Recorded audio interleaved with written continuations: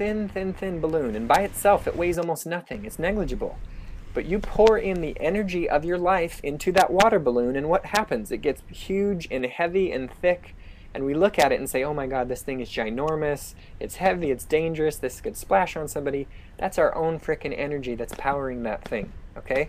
So we can withdraw the energy from that, and it shrinks back down. And one of the things I say is fear is a thick wall made of nothing. Fear is a thick wall made of nothing, okay? And it's the same water balloon effect. It looks ginormous because we power so much of our energy into it that it becomes ginormous. But in actual fact, it's the thinnest of things because it's made of a thought. I posted something the other day on Facebook, which is one of the musings that I was having at the time, which is any problem that would cease to exist if you cease to exist is within your ability to solve, okay? And what I meant by that is this. Say it one more time. We all walk around. Any problem that would cease to exist if you ceased to exist is within your ability to solve, okay? And here's what I mean by that. If most people on earth are walking around right now, and if I came up to them, I said, what are the problems in your life? And if they trusted me, they could easily mention 12, 15, 100 problems that they have that are very serious problems, at least to them, okay? Except, let's say something tragic happens and they pass away. How many of those things still have relevance if they've passed away? Probably not very many of them, okay? If any. And so what that very clearly points to is that a lot of these huge things we see as these gigantic issues, these gigantic problems, they're perspective things, they're form things. And do they have some kind of relational value? Absolutely they do, but on the deepest sense, they are not things of themselves. They are things that we are making them into be. And we can see how that as we grow up and we have a different perspective, we can look back at a 12-year-old girl, who nobody came to her birthday party and she was absolutely crushed by that. Or, you're a 14-year-old boy and the girl that you asked out on a date, Jenny said no, and Sir checked no in the no box or whatever. We can see how it's kind of funny to be ridiculously crushed about that. The same thing is true of us now. And we know this is true because we've all looked back at times that were hellish for us, 10 years ago, and we can laugh and smile about it now. Why is that? Because we are not attached to that perspective. So the danger here, the challenge here is, can you recognize how attached you personally are to the issues, to the forms that you have? And once you can detach from them, not saying, to ignore them because they need to be dealt with, but can you not throw your life into them? Can you recognize there are things in front of you that you have the ability to move around and play around with?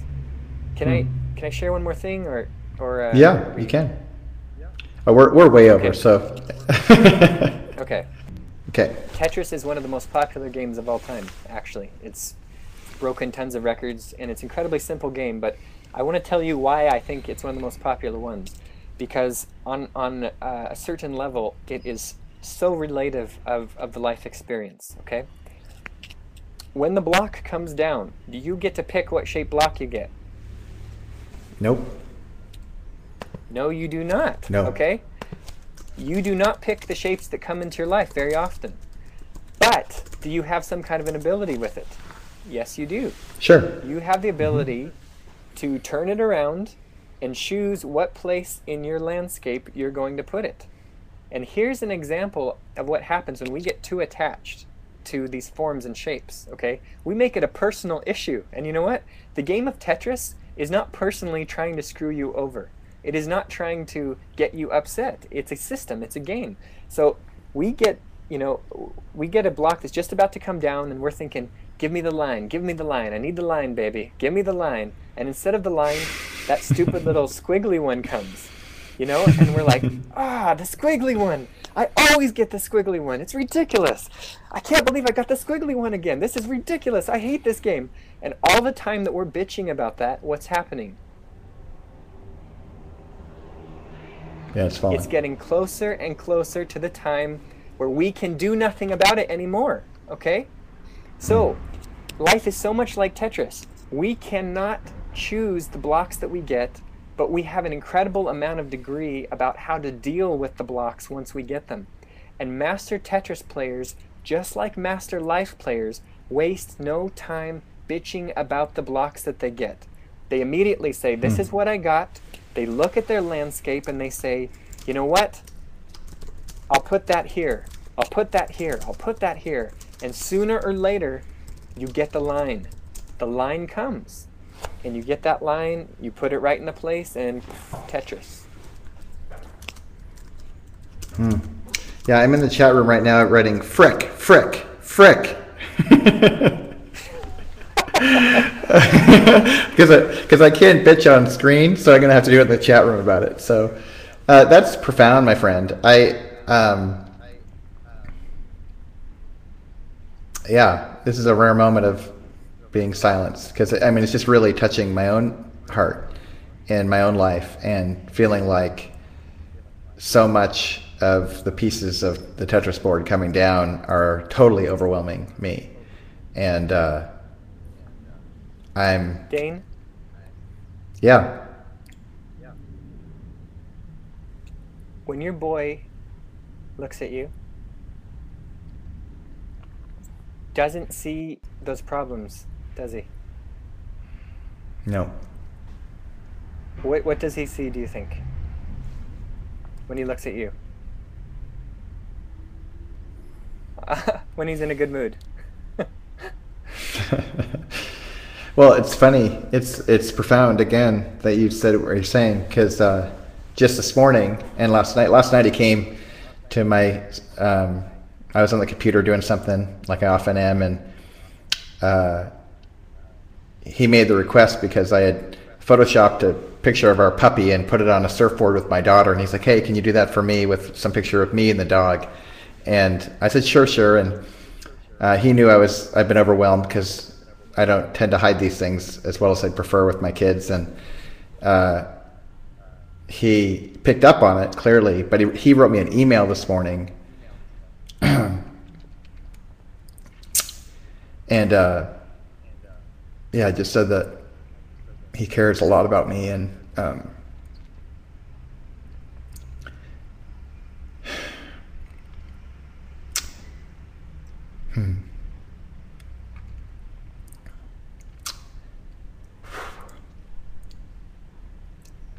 When your family... There was something in what he was communicating.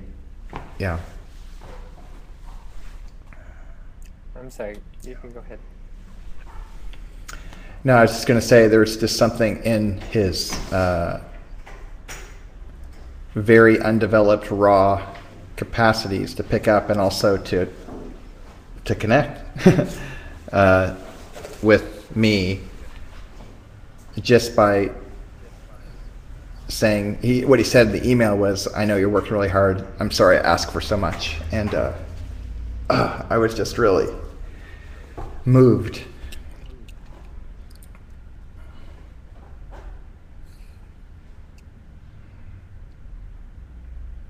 I don't have anything else to say. What your family and what your friends, and the people who love you see when they see you, that's the only real part.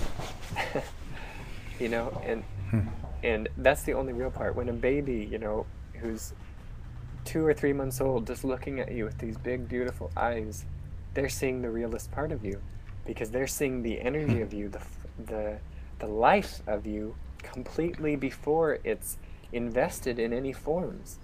And what causes the so much of our pains and so much of so many of the challenges that we face is we throw so much of this energy of who we really are into these things that they become gigantic and they become so real to us. But the crazy thing is, these other people who are very real and very in our life, look up at us, and they don't even exist for those people, and there's something in that. There's something to remember, because if somebody can look at you with those kind of eyes and see that, then it's there to be seen. And I think, going back to something I think that Chris said earlier, this connection with self is the chief of all of them, because the way that we look at ourself has so much impact on all of the other people in our life, so much impact on the stuff that we do. This was a very special time, man. So I really appreciate your invitation to really, for me, to be present here. And I know for a lot of folks, given the comments, it seems like it's been helpful for them exactly where they're at to do the same. So thank you, man, for being on the show today. I'd like to have you back again if you're open to it. Absolutely, anytime.